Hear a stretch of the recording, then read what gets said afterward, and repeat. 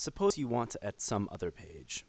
Let's say you wanted to edit the printing the currency page. So let's go to the page, and on any page you can edit the entire page by hitting Control E or by going to the bottom and clicking the Edit button, either way. Now, if we look at the page, you'll see that there are a number of different types of formatting here. There's this sort of stuff. We've got a table here. We've got a bulleted list. We've got a heading. All this stuff, first of all, you don't need a lot of this fancy formatting. And second of all, when you do decide you need it, it's pretty easy to make. So let's look at the actual text of the website. So here we just have some basic text. Here, as with the task list, you can see there's a heading and a bulleted list. Here's the formatting for the table, a little more complicated. And then this little caret makes that indented box here. Okay, so you don't need to remember how to do most of this stuff. Let's say if you just wanted to do the most simple thing, just add some notes. You could say, you can just add basic text the same way you would in a Notepad document.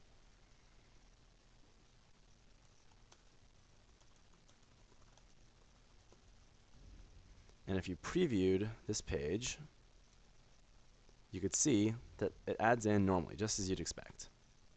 Okay, now let's look at a little bit more complicated sort of stuff. Suppose we wanted to add a bulleted list. So, as I showed before in the task list tutorial, these buttons up here will help make your life very much more easy. So here there's a bulleted list button. So you can see that the bulleted list syntax is pretty easy, just an asterisk with a space after it. But if you can't remember that, don't worry, just click the button. And if you hit enter, it will add another item. Okay, now you can make indented list items. Let's suppose you wanted to make this a sub-list of item 2. You can just hit the indent list. And you see it adds a little space there. And now if you hit enter, it will assume once again that you want to continue the indented list. And if you want to go back to the regular list, you can just delete that space or hit the decrease list nesting. So let's see how this would display. Preview. So here we go. Similarly, you can bold items with the bold button or the italics or the underline. So this text here would be both underlined because of these things and italicized because of these slashes. Okay, now let's say you wanted to do something a little more complicated, like adding a link. Easy enough.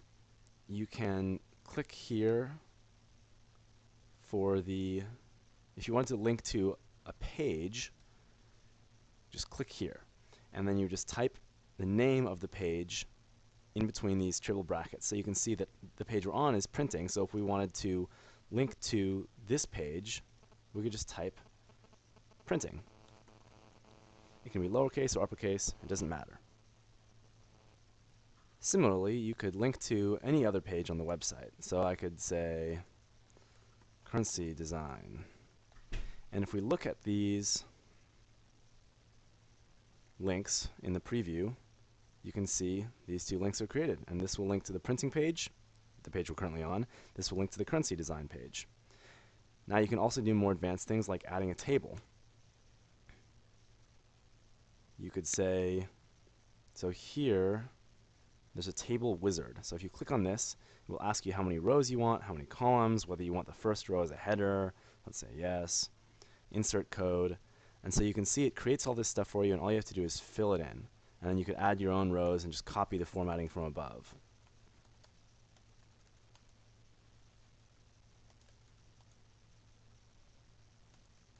And let's preview this.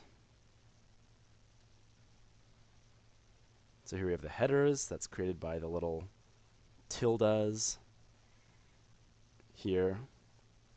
And then we have all the cell content that you saw. Pretty easy.